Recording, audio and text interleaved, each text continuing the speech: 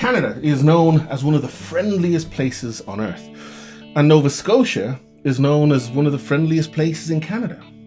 And so it's naturally a haven for immigrants and people from all over the world. Or is it? How is Nova Scotia with immigrant communities, and how do issues of race, culture and religion play into this? This is a fascinating topic, and to discuss it with me we have two experts in the field. We have Aida Hachem Mrad, who is the proud mother of two very successful young ladies. Aida is the executive assistant to the Consul of Lebanon, His Excellency Wajia Faris. She's also a parishioner at Our Lady of Lebanon Maronite Church, and serves as the curriculum advisor for religious education, and you coordinate the marriage preparation courses. Aida is also, it's one of the weird things, and I'm sure you'll both be able to relate to this, but when you're an immigrant anywhere, people assume you know everybody from that place. Yes. And so if ever I meet someone and they say, you know, and I say I'm Irish, they go, oh, do you know Sean Murphy? You know, I go, no, I have no idea. But one of the weirdest things is that whenever I say, oh, do you know Aida Hachem Mrad? They go, yes, Aida. Everybody I have met from the Lebanese community, A, knows you, and B, speaks overwhelmingly positively about you. So straight away after saying, you know, Aida, they go, yes, and then there's 5 to 10 minutes of, isn't she? I'd safely say if I was in downtown Beirut and I said to someone, do you know Aida? Of course I know Aida. And so I normally get annoyed when people ask me, do you know, Tygo O'Leary. But I keep asking people if you know Aida because I just want to see how long I can keep it going, the record. Because everybody does know you, and it's a testimony to the work you do with the community, and a testimony to you. So thank you so much, Aida, for coming on. Mariana is someone for whom immigration and migration has played a key part in your life, both professionally and personally, and indeed academically. You're a first-generation Mexican Canadian, and you have studied and this topic. You worked at Pier 21, and actually it was Mariana who really put the idea for this episode in my mind when I met Mariana the first time, and we were speaking about our... We skipped the small talk. Straight away. Hi. To be You're honest, my mother's professor. She told me I should meet you. You skipped the small talk because you say, so how do you find Canada? I said, great. People are so friendly. You are so great. Really? Well, let me tell you a thing. And Mariana took me to school for about 45 minutes. I don't think I was that sassy. You're pretty sassy. Oh, so the issue of immigration and indeed welcome into Nova Scotia is more complicated than I, as a white male from one of the cultural backgrounds that are most associated with Nova Scotia. It's more complicated than I am privy to. I mean, everything's always more complicated. Okay. and we exist in our own little bubbles, and we have our own little history, and unless you make an effort to really start connecting to the different bubbles, we don't see the expanse and the complexities of right. Where we really live. Nova Scotia is so typically a kind of small town province. We're very simple. We're not known for being, immigration hub like Toronto, though that has certainly changed. We have a lot more immigration these days, but we're not typically known for complex social dynamics. Right. So we're localized. Yeah. And are we parochial? Are we parochial? What does parochial mean? Well, do we have a tendency to fear the stranger, and is that tendency amplified the more racially, culturally, and religiously different the stranger is? Oh gosh, you really got into the tough stuff right away. Okay, so I actually conducted a very informal poll a couple days ago. Cool. It's like this Ask Nova Scotia Facebook group where you can just ask whatever question you want and you'll get opinions from anyone and anything. Yeah. And so I put it, and I was like, what do you think are Nova Scotian values? And I got 42 replies so far. Last I checked, I might get more. And I'd say easily half of them said like community and people and welcoming and always have your door unlocked and kind and helpful and all of these. And that's something that we were, I in my experience, Nova Scotians tend to be really proud about. Like we're welcoming, we're warm, we're very laid back. And having grown up in the immigrant community, that's something I heard from a lot of people. Oh, you're immigrants here. What's it like? We try so much to be welcoming. And as I grew up within these communities, as a child, you're not so aware of the dynamics and what you hear and whatnot. And so you get told. You get told Canada, Nova Scotia is a land of immigrants, and this is what we're like. And sometimes those dynamics play out the way you're told, and sometimes they don't. And so as I got older, I started hearing more nuances to these stereotypes. And so, for example, something that I heard a lot in the immigrant community, especially when I worked up here 21, was, Nova Scotia. It's that place, that friendliest place where everyone will open their door to greet you. And then the immigrants that I would talk to would say, but they would never let you in. Okay.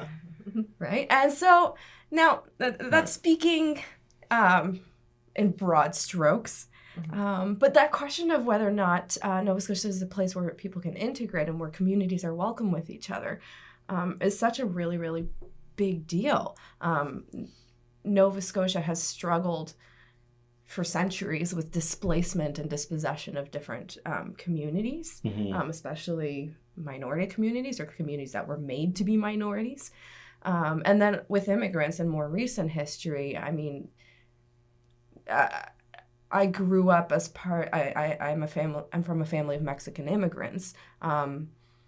I could see that isolation of how immigrants wouldn't stay here. I didn't grow up with peers who had experiences like mine because I would see Latin American immigrants come and they just wouldn't stay. They wouldn't settle here. And there were so many reasons that might come into play. So tell us about those reasons. So one of the reasons, obviously, one obvious reason is economic opportunity and things like that, right? Yeah. But and so let's take that as a given.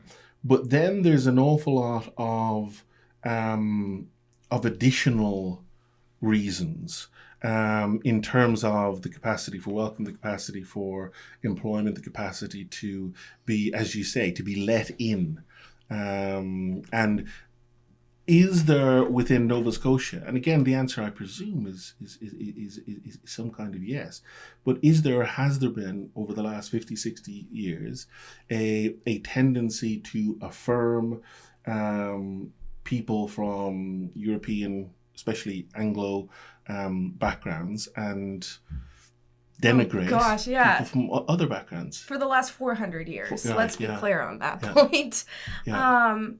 I think what's uncomfortable about Canadian immigration history. Now, I was a tour guide up here at 21, and this was a few years ago, so I don't represent the museum or anything, but I learned a lot from that experience. And talking about immigration history, and there's a lot to be proud of, and there's a lot of stories to honor, and there's a lot of growth and just fantastic history to learn about.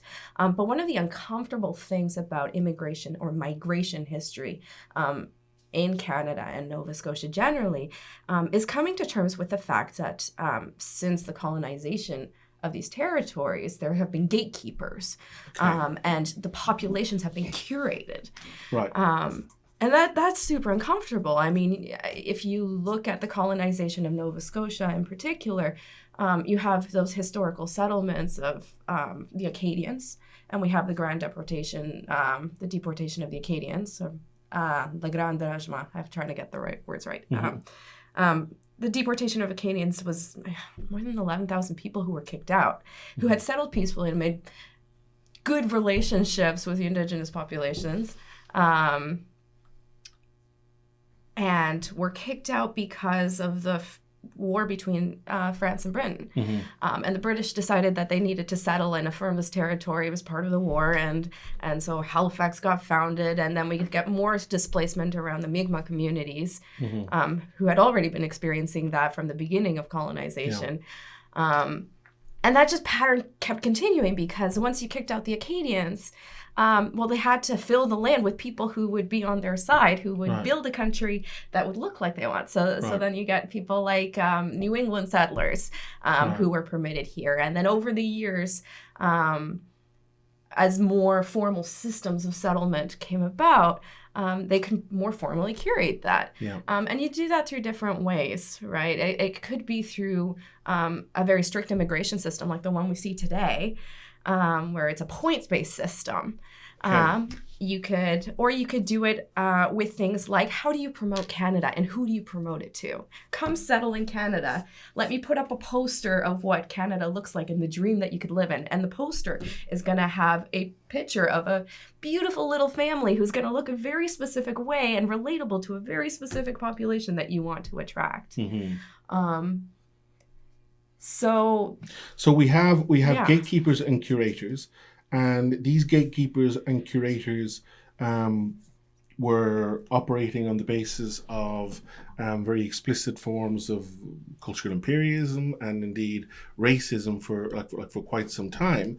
And then it's active in more subtle ways, or would you even say more subtle ways, in more recent times? Because I'd say a lot of the people who are listening to it, myself included, would be helped by becoming more attuned to the ways in which gatekeeping and curation is an ongoing thing. You mentioned a sort of, the point system.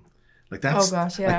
Like tell us about that. That's really interesting. So, the point system was introduced in Canada mid 20th century. Before that, we had different ways of how Canada wanted to bring immigrants to this land. We have early waves of more than 100, 150 years ago where people just showed up.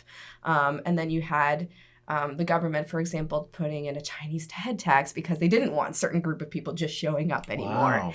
Oh yeah, $200 a head, which back 100 and plus years ago was a huge amount of money. Or it could be a matter of you show up on a boat, we'll shake your hand, and if you have the calloused hands of someone who would work the land, we'll let you in. Over time, I'm trying to remember my history, honestly. I'm a little rusty on this point, but it was mid 20th century, after World War II, where we started getting those massive waves of refugees or just general migrants because of all the upheaval that had gone on around the world. There became a need to curate. It's not a word that you ever hear being used, but I think that's really what it became. Word, yeah. It was seen as a way to make the system more fair, right? Okay. So Canada's immigration history tried to move in a direction that was, we will assess people based off of a set of criteria that's less discriminatory. So with the exception of certain migrant groups, immigration was mostly from Western Europe, and then you got Eastern Europe, but very, very white. And then the points-based system permitted immigration from all sorts of parts of the world, where if you said, Canada wants an economic class that's able to have these skills, you get so many points if you demonstrate that you have this language proficiency, and you get so many points if you have this class of job. And if you demonstrate that you have roots that you're establishing here already, even though you're not here yet, we'll consider that as, those will stack up points, and that'll let you come in here. It's quote unquote fair in a sense of it's not race-based anymore. But it's still...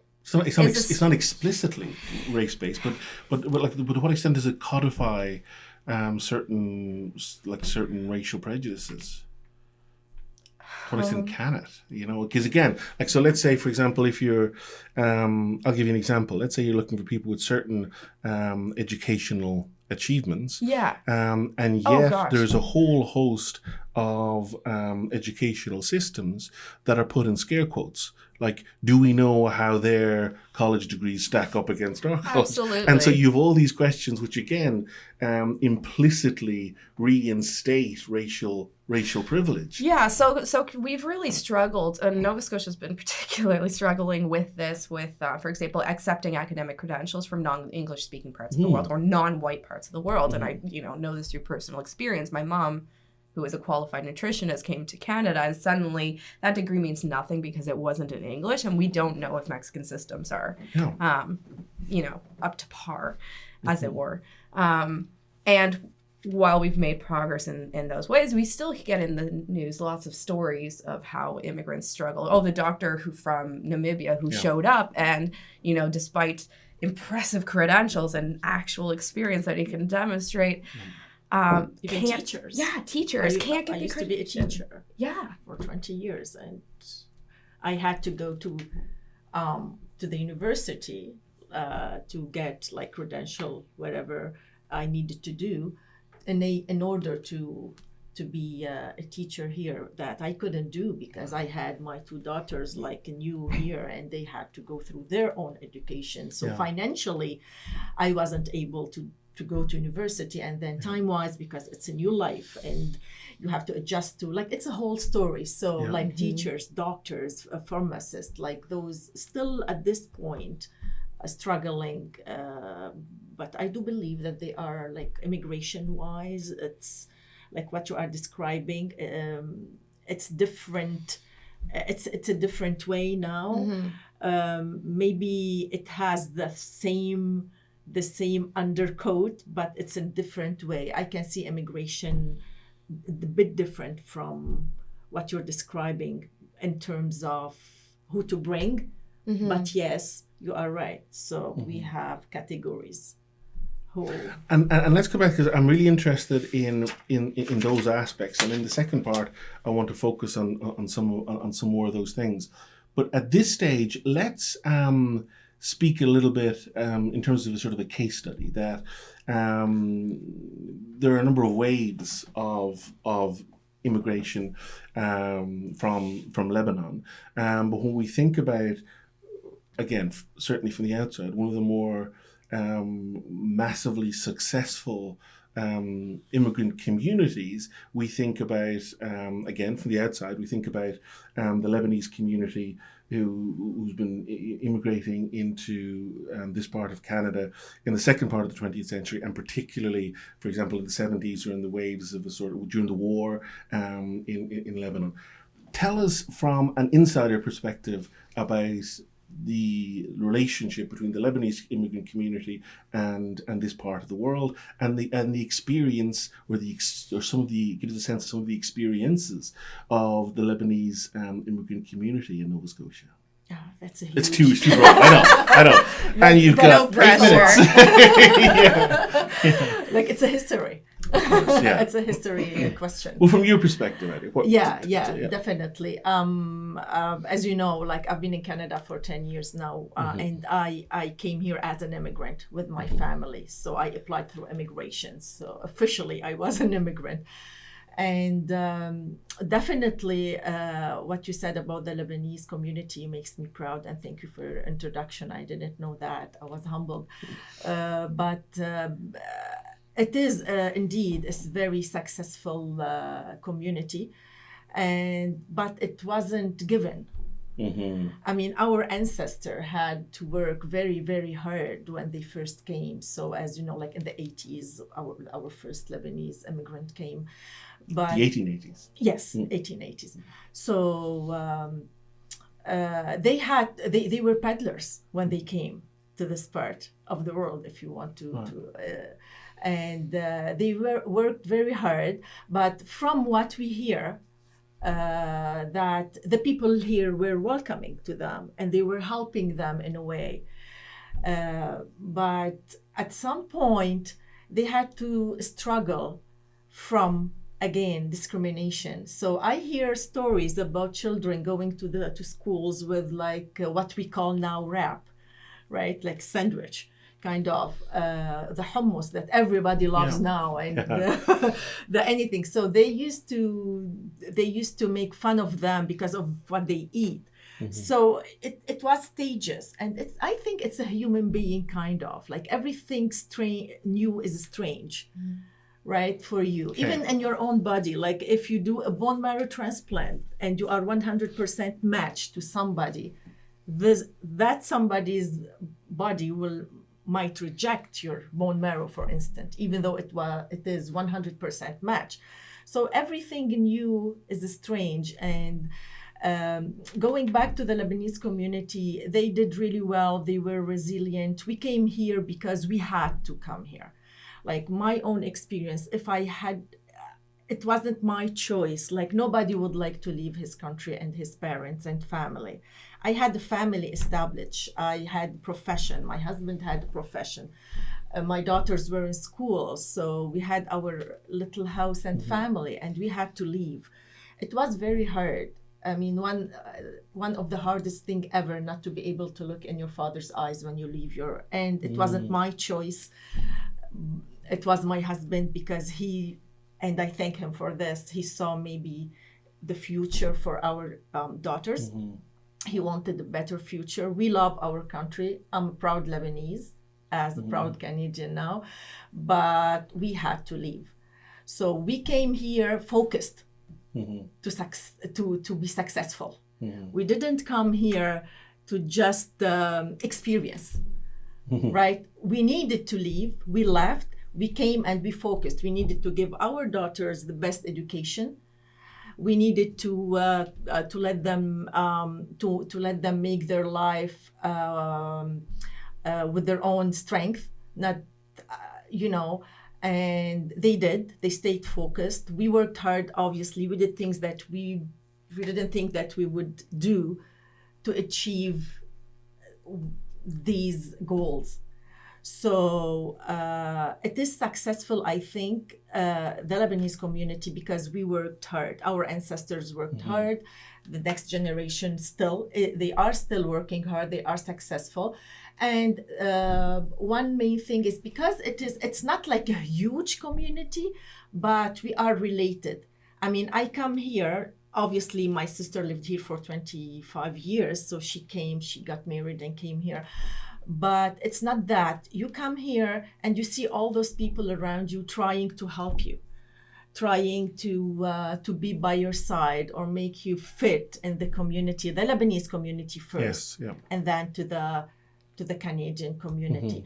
And again, it's not easy. Don't think that you come here and you take it easy. If you want to fit in a new community, I mean, you need to respect the rules. You need to respect the way of thinking, the way of life. So we had to learn a lot because from our perspective, I mean, we want this country. It offered us something that we didn't have in our homeland. So we are thanking this country from another way and respecting their rules. It doesn't mean that they are right 100%. It doesn't mean that they are not like those small tricks here and there. I'm really interested in that aspect, and in the second part, I think that relationship between the desire to work with the community and the desire to succeed within a place, and the perhaps implicit loss of identity, which is the price that maybe that community demands of you. And so that's just something really interesting. Very, very fine line. But before we get there, just one of the things which interests me, and I have no clue about this, and so I'm sure our listeners and viewers might not, but we've got a number of very, very, very different cultures and religious identities within Lebanon. And so let's take, for example, the Crusades. So we're going right back. very.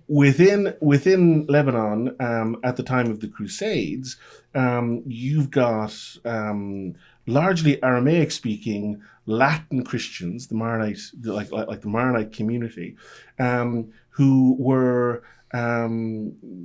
who developed very, very quickly a very close relationship with the Crusaders, with the Franks in particular. It was interesting.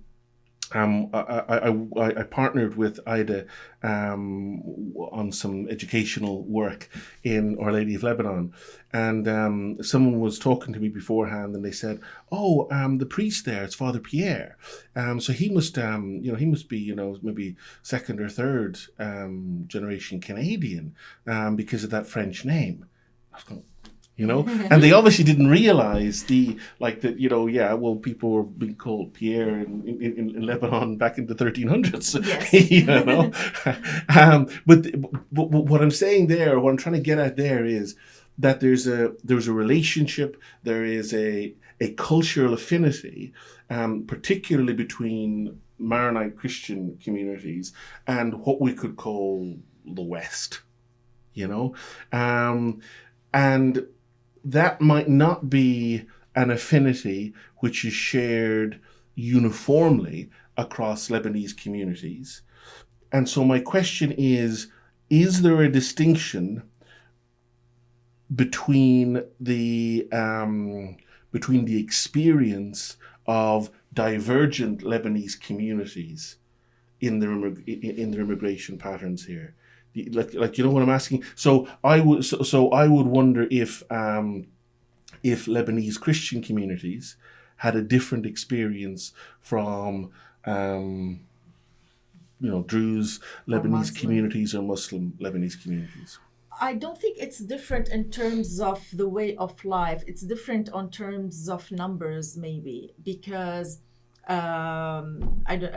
you might know that a person would come to Canada, establish a life, start, be successful, and they will bring their one of their family member, and then a family member, and then here they get married, they have children.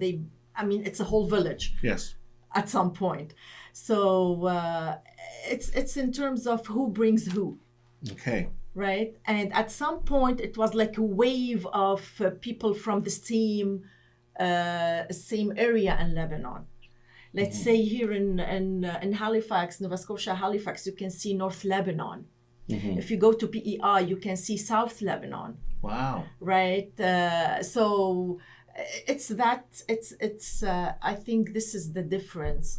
In terms of religion, again, it's who brings who. That's it. And I don't know and we have, like, you might not know or see, but we have a lot of other Lebanese religion, like we have the Sunnite, we have the Shiite, we have the Druze. They are all over Nova Scotia and other parts of the Maritime. And the Orthodox, our Catholic Church, obviously, yes, of course. The Orthodox Christian, I'm sorry. So you can see this, we have them. And so would you say, certainly in the 20th century, that the level of embrace or lack thereof of these communities by Nova Scotians was the same? Well, I would say that, but I must say that churches and organizations like Lebanese, they played a role in attracting or maybe keeping the population together. Yeah. Like back then we didn't have any organization, as I know from the history of Halifax. And when the churches started, when like few Lebanese started, like one Lebanese center or one church, and then they started gathering under the roof of this church, right? So that's why you can see them. You can see like this group, like they are there. One of the fascinating things to me about the Lebanese community here in Halifax, if we're thinking about 19th century Irish immigration to the United States, we think about two radically diverse, polarized communities, Catholic Southern, Protestant Northern. And these communities brought their prejudice and their opposition to each other with them.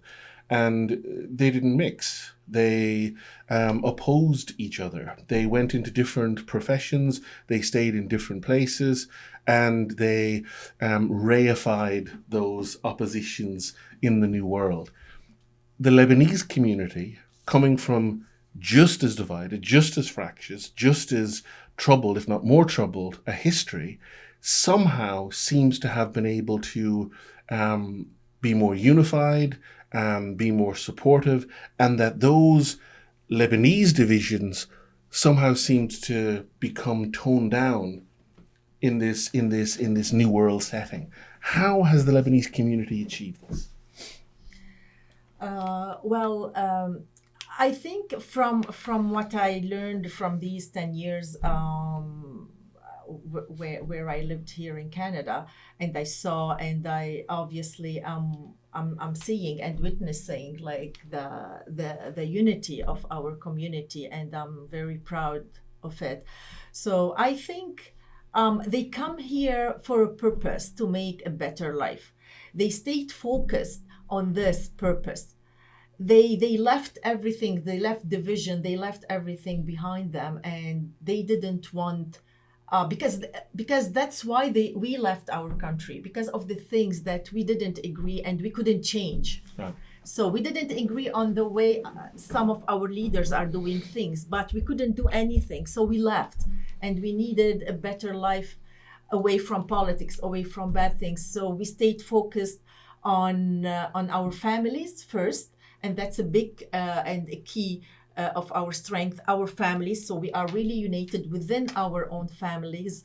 And then we stayed united as a community. And I can give a credit for our leaders, as I was saying. So our leaders were really, really mature in that term. And whenever they felt that there is something going on, they would step and Right. and try to get back to our unity. So I think this is why we came from a very struggled country, and a very I put it that way. Like if you have a sick child at home, I mean, you have your heart with this sick child. You try your best to be with this child and give him attention. Right. So we came from a sick country. We love it, and we are attached to it. We are rooted to our country. He is sick. It is sick. Like our country is sick and it's struggling. So we're trying to give our country our heart. And whenever we are successful, we give it back to our homeland. Mm-hmm. So I think this attachment, this feeling, we want to be successful, and we want our Lebanon to be proud of us. So we try to make everything that make us look good, that make us successful, and we try to be focused on this. We never take Lebanon from our hearts and mind. Like even our new generation, we are trying to push them for that to that idea. Right. Yeah. I think it's like, to me, it's a very, very beautiful thing. How much would it hurt you? And I'm looking for a one word answer, because I'm really interested in bringing Mariana in here. Yeah. But if that connection, if that love of Lebanon, if that identity dissolved in a generation or two or three, that's something that you would grieve. Is that fair to say? Definitely. Now, definitely. Because in so many immigrant experiences, that's what's happened. Yes. And there's a sense in which, in order to be fully accepted by the broadest community, by the dominant community within a place, that one has to surrender those things. And an example of this, a fairly abstract example, would be in 1962 when he was running for, it wasn't 1962, it was earlier. John F. Kennedy, when he was running for president, gave a famous speech before the Southern Baptist Convention, where he basically said, look, I'm a Catholic, yes, but I'm not going to think and act like a Catholic. Mm-hmm. I'm going to think and act in the way that, and that is seen as a sort of a watershed moment where a Catholic Irish community, which had clung tooth and nail to its Catholic Irish identity, were realizing that if we are going to reach the heights within this community, we have to become more like them. And so, for example, you look at the children, the grandchildren, the great-grandchildren of people of Irish Catholic immigrants whose Catholicism would have been everything to them. Mm-hmm. And you'll see them now, or Italian Catholics, you'll see them now championing the Trumpite right or the Nancy Pelosi left. You'll see their cultural and religious identity having completely dissolved by mm-hmm. the American narrative. Yeah. And that is a sort of a fairly typical experience. Now, Mariana, you, when I met you, it was at a celebration of Mexican culture, and I was sort of impressed by, because I have daughters who I'm terrified will mm-hmm. lose connection with their Irish identity, and I was very, very impressed by your knowledge and familiarity and comfort at a sort of representing Mexican, cultures and traditions. Do you feel that sense of loss? Do you feel that the children, and indeed your children, will, in order to, be accepted, will have to become the culture and lose their identity? So, it's really interesting you bring that up, because that was kind of... So we held a Mexican posada, which is a traditional celebration of Advent at my church. And I say my church, it's the parish that I was raised at. And to be completely honest, I have been struggling a lot whether or not to call it my church and my parish, because themes of belonging and identity have always been a really big part of my experience at this parish, in a good way and in a bad way. When we first started going to this parish, so I was little, maybe 5 years old, I don't know, something like that.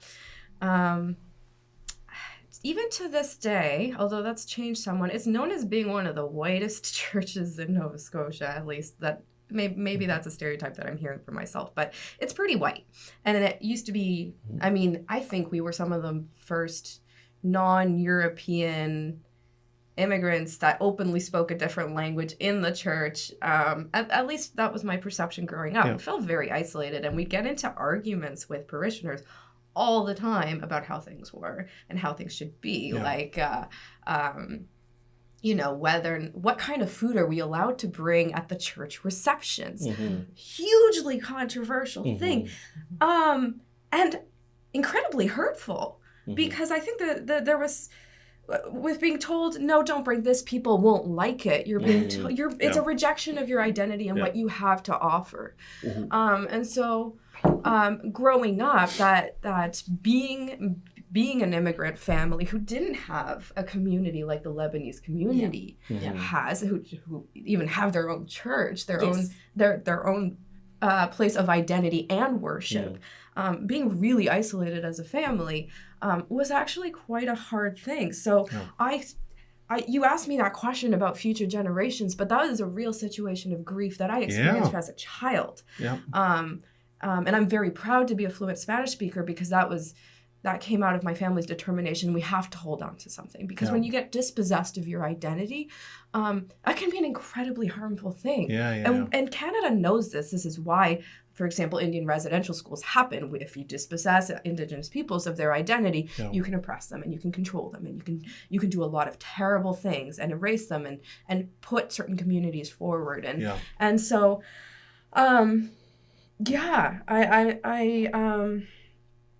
the fact that we had a Mexican posada at that church is a really big deal to me, because it was a symbol of hope that certain things can change. But it's not something I'll take for granted, because we haven't, and Nova Scotia in particular, has not dismantled a lot of these patterns of conformity and that it pushes. If you want to succeed and you want to belong. And the more immigration we receive, maybe the more will change. But I would be very cautious about that, because to be a successful immigrant, I think to a degree requires you to be complicit in some of those unfortunate patterns and poor value sets that lead to quote unquote success. So are we a welcoming community? Is Nova Scotia a welcoming community? I mean, yes and no. I mean, there's so many, I don't want to completely throw Nova Scotia under the bus. There's so many incredible communities and stories and people. And there is I think, real, the value set of welcoming is real. But survival, I think, in this province for too long has been grounded in stick with your own as a shared sense of identity. We're a struggle province, so stick with your own and we'll find a way forward. And if you have a group that you call your own, you'll be okay, or somehow you'll find a way through. And then the ones who leave are the ones who didn't find that. And so that's why so many people from Mexican and other Latin American backgrounds leave.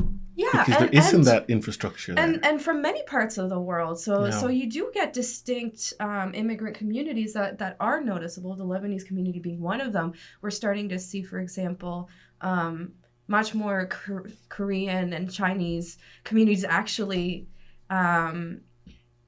being visible in Halifax, for example. There's a lot of businesses that for the first time have menus that are not in English. We see that now. So sticking together tends to really help. But it's segregationist, and that segregation is really hurtful. And we have, like I said, we have a really long history of segregation and displacement. Like we got rid of. So we encourage, for example, immigrants who can come and develop and improve our economy and build businesses. And we love the people who can come and build establishments and make us look really good. And I think there's a lot of good that can happen with that, but there's a double-edged sword too, because it comes at a cost, for example, of gentrification. And displacing poor communities. We go and we develop, where our poor African Nova Scotian communities are, and we make them trendy hipster neighborhoods. And so we push people to the side. And immigrants, in my experience, when they arrive here, they're not taught that history. And so you get a lot of messages of what it takes to be successful here. But it's what it takes to be successful according to the dominant group. And the dominant group has many patterns of exclusion. And I think that's unfortunately to Nova Scotia's detriment, right? We keep calling ourselves a have-not province.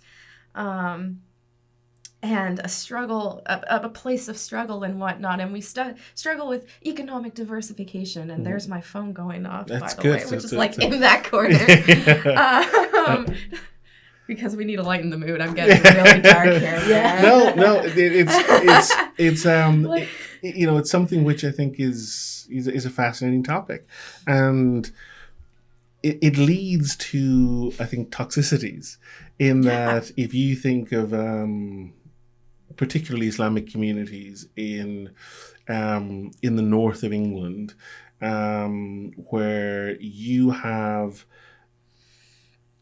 people seeing that in order for their children to be cool, and it's as basic as that in a high school setting, that they have got to move 1,000,000 miles away from their from their parents.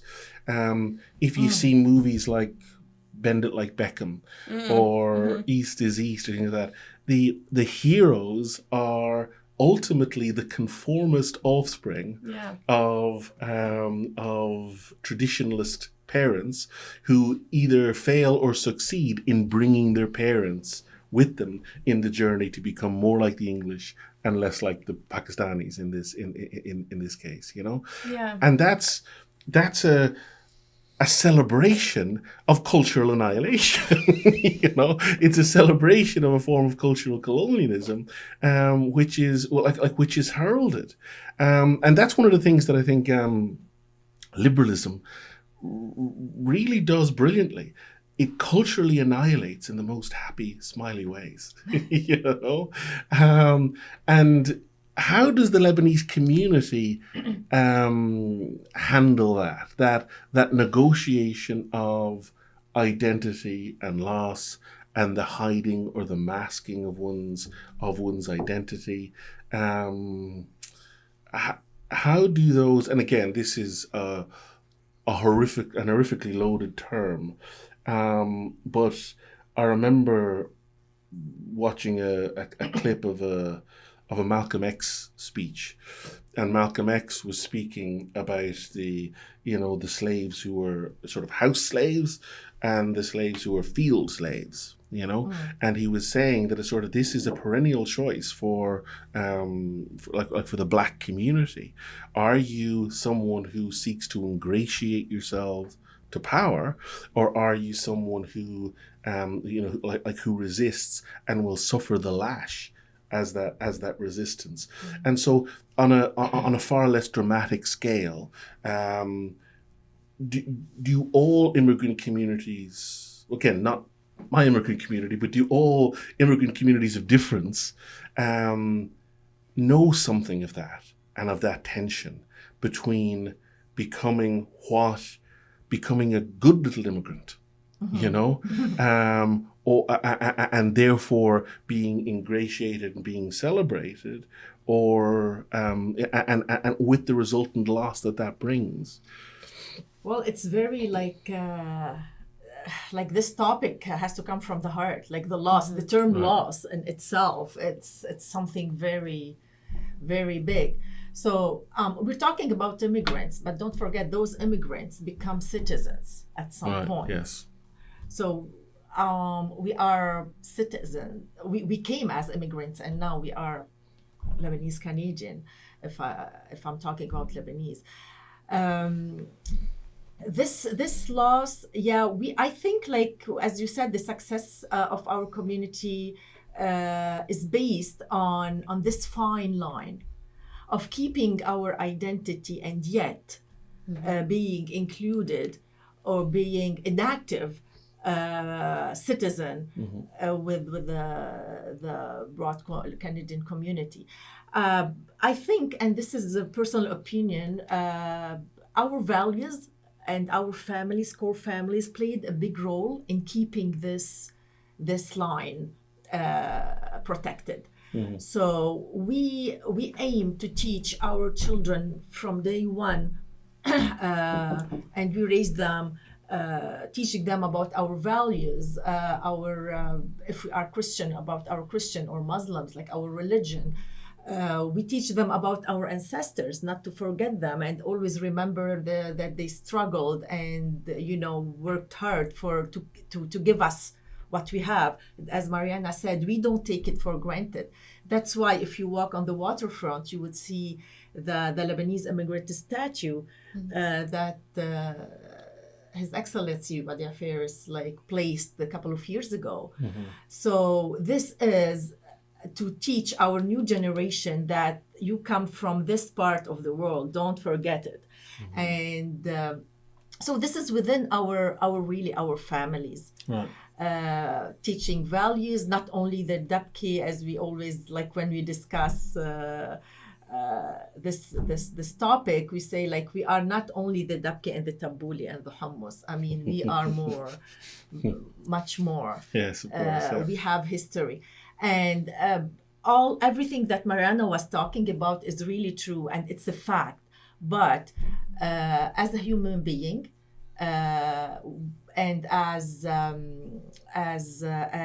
mature as we are and educated, we need to learn from our history. Mm-hmm. If you don't have a history, you don't have a future. You need to build your future on the history. You take the good thing. You teach your new generation that is our history, and this is a fact. But you learn from it. You take the good part.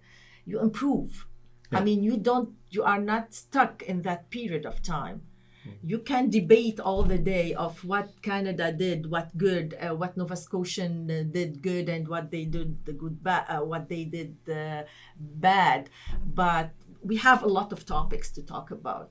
But it's not the point. The point is, for immigrant trying to become citizens, they have to respect the country that embraced them under any circumstances. I'm not saying they are perfect and choosing.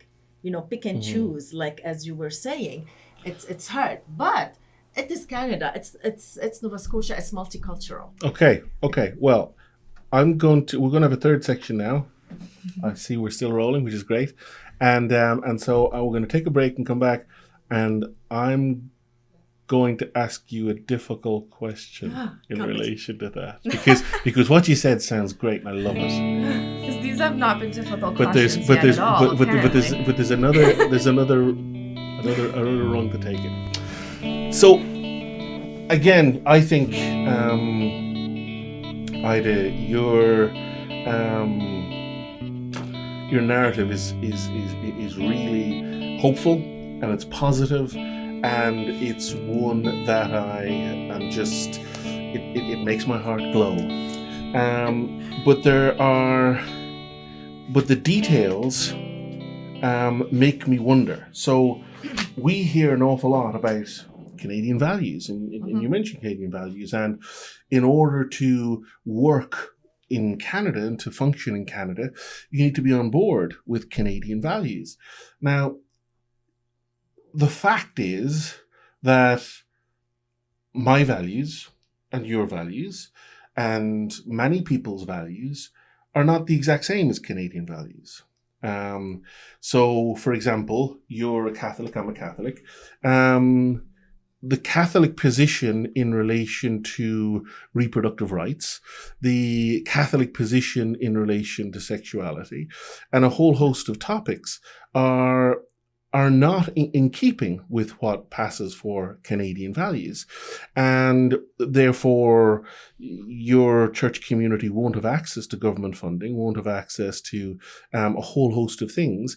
And your children, if they are to find friends, find community, will have to adopt these Canadian values as their own, or they will find themselves accused of hate crimes, isolated and marginalized in Canadian societies.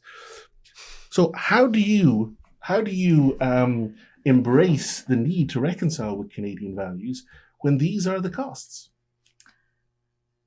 David, how much time do we have? We have as much time as you want. We got lots of tape. It's a 3-hour podcast, by the way. So the Canadian values are different, from my perspective, from the government values or the government laws or rules. Interesting. Okay. Right. So we're talking about government rules in terms of, if I have to speak from my Catholic Maronite part now.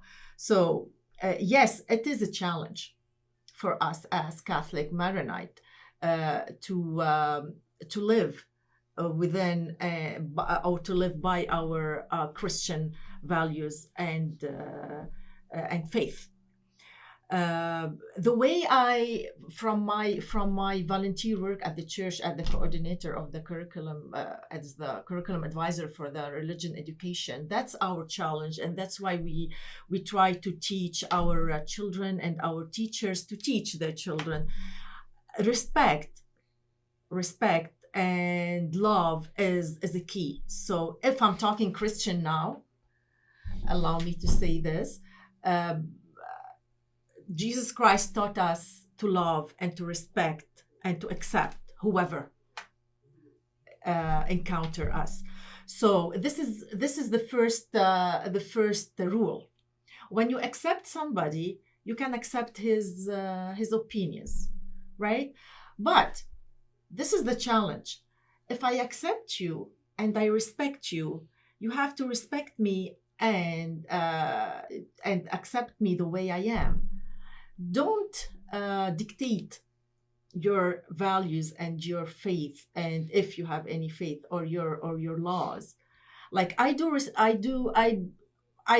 respect the government, and they are doing wonderful work in 1, 2, 3 fields. But when it comes to religion, from our perspective, it's a bit tricky at this point. So the key is to teach our new generation to keep our faith growing.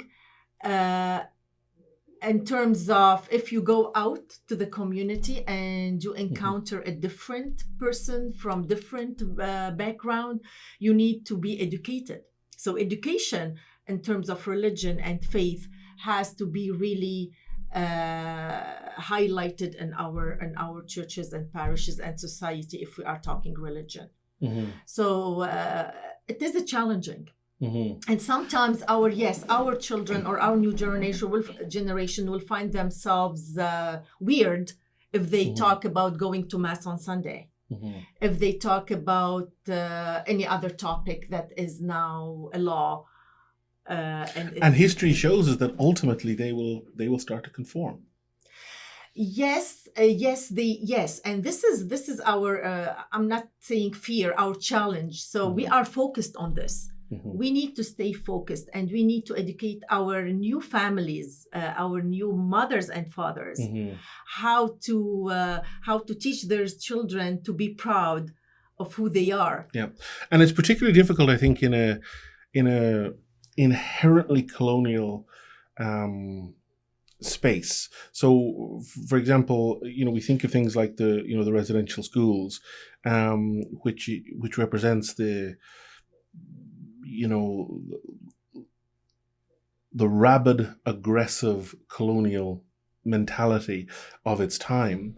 But we might also think of in 2020, where Canadian aid in a whole host of countries is given on the basis of those countries adopting Canadian values in relation to reproductive rights and a whole host of other things.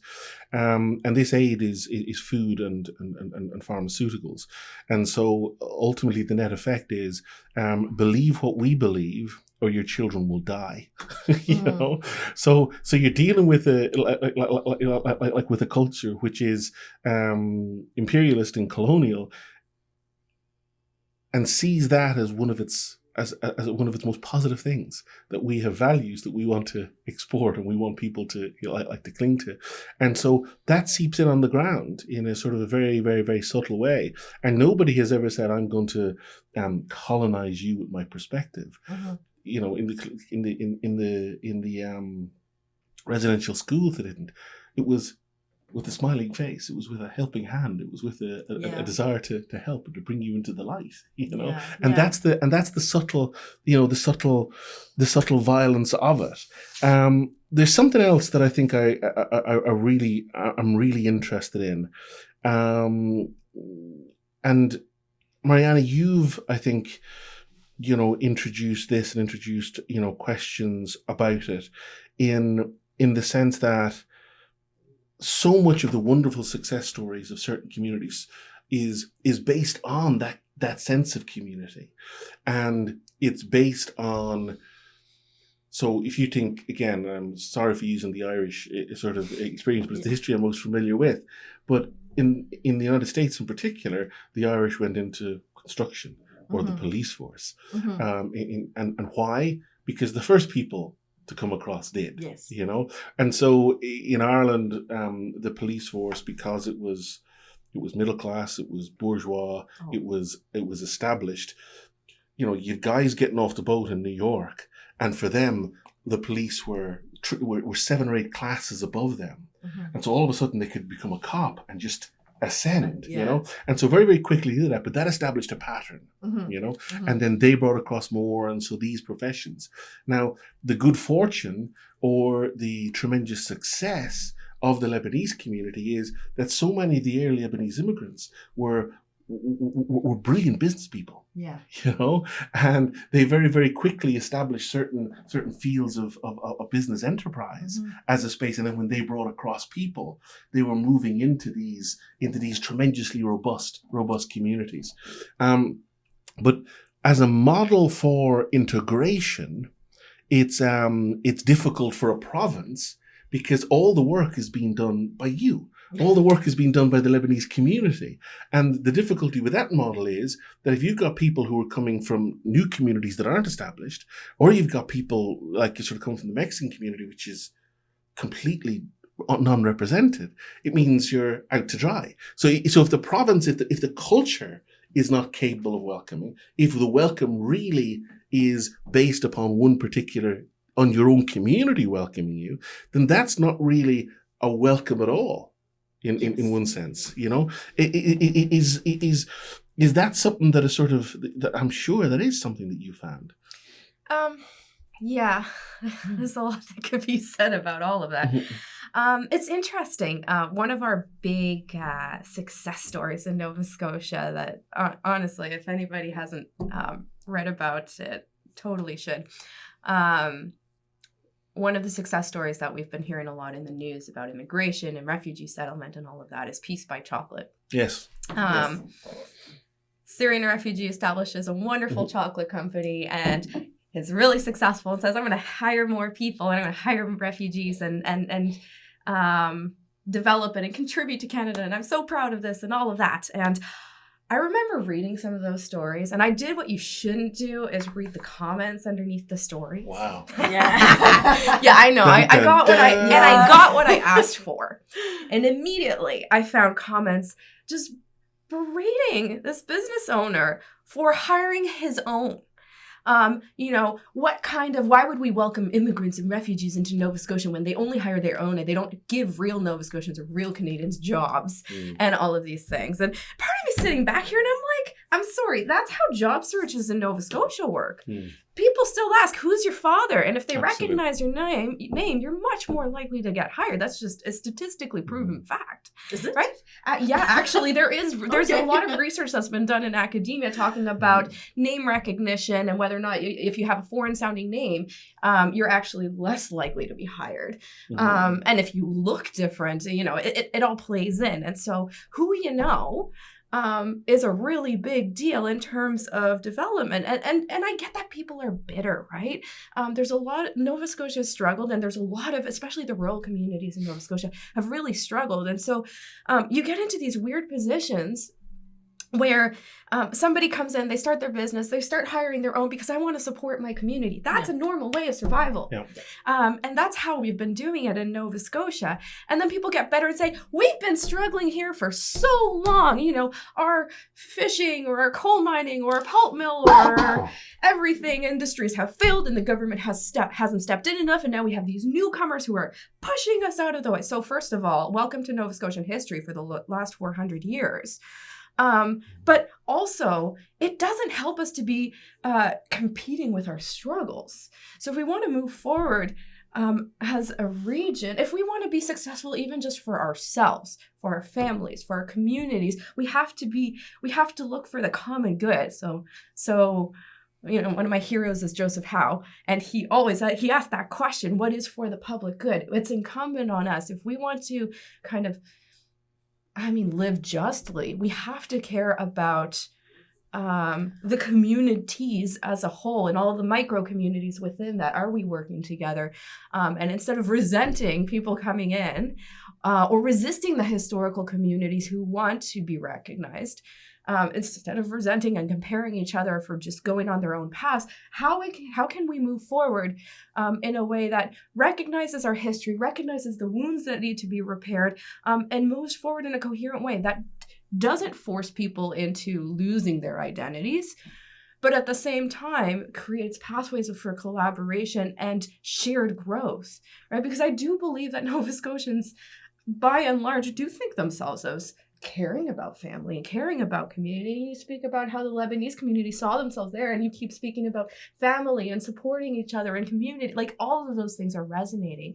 But because we're stuck in struggle for so long, and because sticking with your own is the way you survive struggle, we're not really living out those values as well as we could be. And those values are beautiful. Could you imagine how far we could go if, instead of seeing ourselves in struggle competition, we say, I don't know, North End Dartmouth, where they want to put in that big stadium. Have we actually talked to the North End Dartmouth community and said, what do they want? What is your identity? Who are the people who are coming in and wanting to create big development? How do we do this together? Do we do this together? And actually have real conversations about what a future together is going to look like, rather than coming in, doing something, discovering fallout afterwards. Certain people suffer, certain histories get neglected, and then we just kind of continue on the struggle over and over and over again. Okay, so that is fantastic, and that's where we've got to get to, right? And I'm going to make one point about where we are, and then I'd like us to conclude by you both speaking about what are the kind of things we can do to get to there from here, right? Now here is a place where biologically we're a kind of sectarian, right? And so Malcolm Gladwell, who's not right about everything, but Malcolm Gladwell has a really interesting new book called Talking to Strangers, or Talking with Strangers. And one of the things he looks at is that within particular cultures and in people who look alike, they get the codes. And so they're what's called well matched. And so if someone is happy, you can tell. If someone is sad, you can tell. If someone is threatening, you can tell. You can tell by the eyebrows, you can tell by the facial expressions and all the rest of it. Now, for people from different cultures and people from different races, it takes a long time to learn this. And so straight away, we're biologically hardwired to be suspicious and to be wary, you know. Secondly, we have the natural survival instincts, which lead to us having cooperation, but this cooperation is often tribal, you know. And so we, you know, when we're looking for a sort of evolutionary hope for you know, like for humanity, we look at various animals that have learned to cooperate. But you know, certain chimp parties will cooperate to form raiding parties to go and destroy and cannibalize other chimp parties, you know. And so even or move towards cooperation is often within certain, you know, mutually beneficial groups. And then of course we have the culture and the history of racism and colonialism, which leads to us being sectarian against each other. And so, oh yeah, look at all this stuff that the refugees get, whereas my uncle is on a waiting list for a new leg, you know, just that, like that kind of stuff. So you've got all this nightmare, and then you've got where exactly we need to get to see the common good, to see this collective move towards creating a better society. What would you say to our blessed and holy listeners and viewers about, with your particular experiences from Mexican immigration and Lebanese immigration, for how Nova Scotia can help us get to where we need to be from where sadly we still are? Anything at all, Mariana? What kind of things? Philosophically, restorative justice and things like that are dear to your heart. Oh yes. Is there any role there to talk to me? Oh, about there's that? so much. Okay. Do you want to do another podcast about it? So one of the big principles of restorative justice is community representation and doing things with each other, not to and not at. It's with. Right. So. How can I make this practical for listeners? Let's see. So it's good to know. So first of all, moving forward has to be grounded in knowing the past, right? So you need to know the past, the present, and a vision towards the future, right? And considering what you know about the past and what you don't know is really important, right? So I was raised in Nova Scotian public education system in the 90s and early 2000s. And so it had certain limitations, right? The history that I learned didn't tell the full story of all the communities who were around me. So it's hard to move forward, all of us, and do things with each other if we don't even know each other exist. Right? I wouldn't be surprised if there are people who don't even know that there was a historical Lebanese community that came more than 100 years ago, right? Like if you don't, those aren't the dominant histories, and yet we are here. And there's, there are other communities who are here that we just kind of don't register. So I guess the first thing I would say is look around you and look a little past your normal line of sight.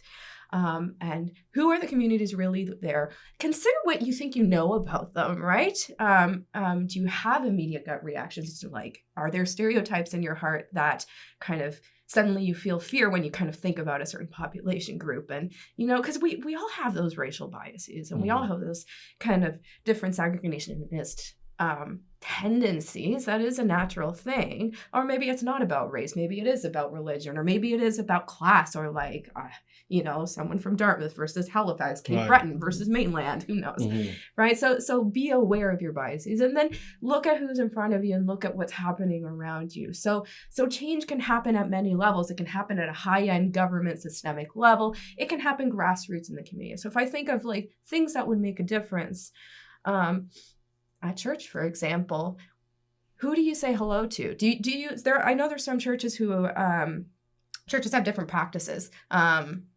around Nova Scotia. Some are really good at sticking around and saying hello to each other. Do you say hello to the same types of people, or do you actually notice when somebody different shows up to your church? Or maybe are there people who have been at your church for years that you've never said hi to, and maybe you don't even know anything about, right? Do you get past the hi, how are you, how's the weather?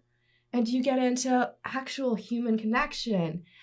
Because that's when we start talking about our needs and our struggles, and that's when we start getting those opportunities to do things with each other, right? So, I see this in the immigrant community today just as much as I did when I was younger, is that if you don't have that strong community, if people don't care, it can be really hard. If you have a sick child at home and you need someone to take care of its sibling while you take your child to the hospital, and you have no family around, and you don't have a community that cares, or even just a phone number that you can call and ask, that's the kind of thing that leads to those inequalities. So there are very practical things that we can do, and we can start questioning our assumptions about how much we can do. Have I done enough? Or am I aware of my circle of power as much as I need to be? And that is a thing that I think should be a continual journey. How far have I come? How much am I prioritizing my struggle over other struggles, and why do I feel like I need to compete in that struggle? Sometimes that's a reality. So I think a lot of deep reflection of the self is really important, and then a lot of conversations, meaningful conversations. That's why it was really fun to meet you at a Mexican posada that was very significant to me in my parish. And right away I launched into I skipped the how's the weather going, and I was just, there was no weather. How are you doing? There was just are you enjoying this event? Do you know how much this means? Because this is all about belonging, and belonging matters, right? So start talking and start really critically thinking about that, and enjoy the journey of it, right? It's an uncomfortable journey, but if you kind of learn to enjoy that discomfort, you will grow so much, and communities will grow so much. Get comfortable having those conversations at church or in your community spaces and at work, and encourage that's fantastic. I'm going to hit pause on this because I don't want to lose any of this, and then I want to come back with the way the Lebanese community are telling their story, because so much of your history is something I've learned only through the consulate, releasing videos and things like that, which can help us to tell those stories. So we're going to come back with that in a second. One of the things I heard you say there, Mariana, there's kind of two interrelated things which I think are really, really helpful. It was all tremendously helpful. But hearing the stories, telling the stories from different communities, and then also that the people who've been here a long time hearing these stories, that these stories hopefully broaden their understanding of what the us is, broaden the understanding of what the we is, you know? And so rather than having people saying, we are this, these people are coming in doing this, that when they hear these stories, their understanding of we broadens. And that's tremendously exciting. And one of the more exciting things, and I'll link to these videos below, or at least some of them, but His Excellency Mr. Faris has been at the forefront of producing videos about the Lebanese experience and about Lebanese history and about the Lebanese community. And one of the incredible things was just, there was one section where it was religions, and it was like boom, boom, boom, boom. And you see in this community, there's so many different religious groups, and they're all working together. It was really, really inspirational. But for me, as a newcomer to Atlantic Canada, when I hear this story, I go, that this is part of a story that I'm thrilled and honored to be part of. You know, what was the thinking behind telling that story? What is the thinking behind how the Lebanese community, in telling your story, are broadening our understanding of what it means to be an Atlantic Canadian and pollinating it? So again, this is from my own experience. We aim to keep our roots and being a good Canadian citizen. Instead of saying they, as we were discussing, we always aim to say we are now Canadians. We are now Lebanese Canadians. So we want to be part of this country. That's why we came. Yet we don't want to lose our roots, our Lebanese roots. And everything that we do as a Lebanese community, under the leadership of our leaders, it is for our new generation to always remember where they came from and not take this success for granted. We are, I mean, this success was brought with a lot of pain, a lot of loss, a lot of tears. We still long for our country. We still remember the first time we left. We still remember our fathers and mothers' eyes when we decided to leave our own home. So it's something really painful. I mean, the success that the Lebanese community is living now, it was built on the shoulders of many hard workers. And we, as you can see, I mean, we still have it in our heart, and we always at least my eyes always tear when I speak of leaving my country. But we are thankful, and I know that many Lebanese agree with me for what we are living here and what we are experiencing. But we don't have, as Mariana was saying, we have to be careful on being in this bubble, staying. And I don't think the Lebanese community, maybe few, I'm not sure, but I think we are extending to the outside or to the broader community. And we always try to include, like if, for instance, you mentioned the story of the successful Syrian refugee with his factory. I mean, in our community, we in our businesses, I have to say that we are trying to include more newcomers. I'm not saying immigrant anymore. So newcomers in our businesses and try to help them learn what we learned. But you need to extend your hand to every person. Like if I am a Canadian, a Lebanese Canadian now who knows about the rules and how you speak and how you address such and such, if I have a newcomer from different country, I need to teach those newcomers what I've been taught or what I experienced without anybody teaching me. So for me as a person, it was very hard in the beginning. 2-3 years, very hard to adjust. Like it's a new life, new rules. You have to admit that that you need to make an effort. It doesn't come easy. You need to make an effort to fit, right? And you need to respect your community and your new country.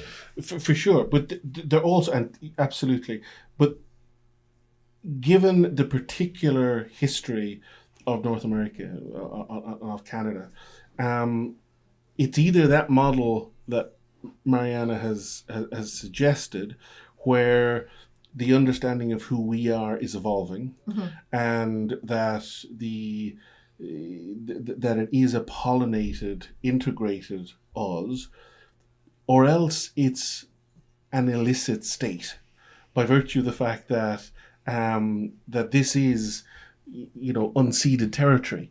You know, this is like, here we're on the the Mi'kmaq territory, and everybody is here as a guest. Yes. In a sense. And so for any community, by virtue of having been here for a long time, to suggest that we are the we, and then these more recent comers are the they, is really absurd, by virtue of the fact that that we're all here on the good grace, of First Nations communities, and so that the only positive story for Canada, the only story which can be reframed as a positive story, is a story of diversity, and is a story of pollination and welcome. Or else the only story is a story of barbarous colonialism by one particular settler community. Well, I do agree. It's a multicultural country. That's what we've been taught in our schools, and it's a multicultural country, Canada. So and we have to learn. Again, I go back. I'm repeating myself. Maybe we have to learn from our history. We have to learn from our mistakes. It's a path. It's a human path. It's a long road. So it's not like 1 + 1 makes 2. You have to learn from those mistakes, and you have to be able to teach from, like, whoever, like the education system, like whatever you're doing, Mariana, is great, like knowing and like the philosophy and the history, but not only knowing and being mad. Just have this open heart to do more and try to do more.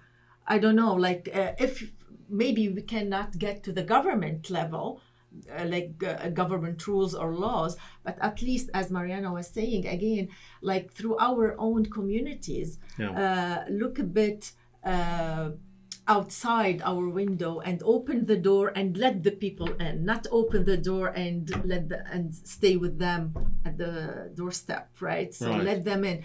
But again, you need to be open. You need to be open to the Canadian experience, to the Canadian system. You need to be open to the Mexican, to other ethnic and other religion and everything. We cannot be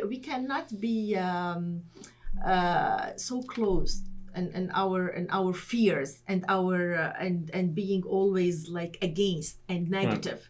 Yep. So embrace the positive of everything, because nothing is perfect. No country is perfect. Nobody's perfect. So if we agree on this, and if we look at the good part of it, you can take the good part. I'm not saying like it was easy for me or for my family to fit and to adjust, and it was I've been crying for 2-3 years before I sleep every night. Like, it was hard, even with the backup of my community, my other family and my sister, but you are here alone. Your own feelings are your own feelings. I didn't want to adjust, to be honest. And that's something that I want to conclude with you, Mariana, because one of the fascinating things is that we can all intellectually give a thumbs up to this world and to this reality. But you were saying, Mariana, that within immigrant communities, oftentimes there isn't that infrastructure. And you could have something as simple as needing a kid to be taken care of when the parents go to the hospital with with another kid. And so rather than simply an intellectual awareness of the grand abstract concepts of cross-cultural pollination, there's a responsibility on the ground to the people living here to be attentive to this, to be attuned to this, and to step in. Yeah. And offer and propose help, and that's what welcome looks like. That it looks like interpersonal, lived awareness rather than Twitter grandstanding. Yes, that's koinonia, isn't it? Yeah, I think so.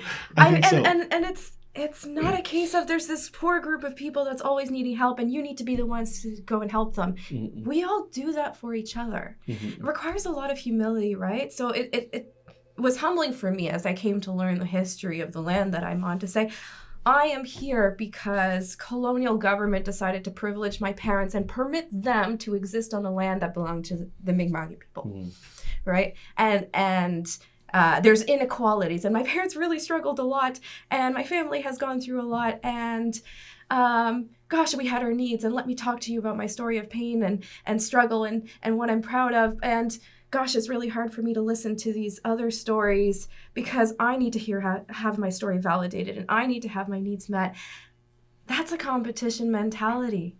And so to kind of ground yourself in a humility of why am I here? What brought me here?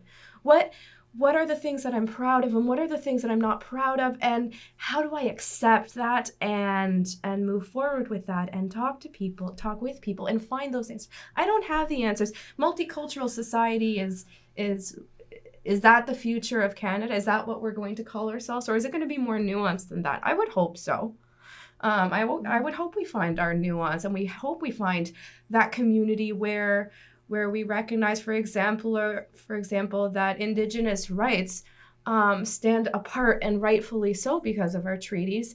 And to be in community with them does not make that less, and to respect that does not make us less and does not take away from us. And therefore, we shouldn't be taken away from them. That we don't need to get stuck in those entrenched patterns.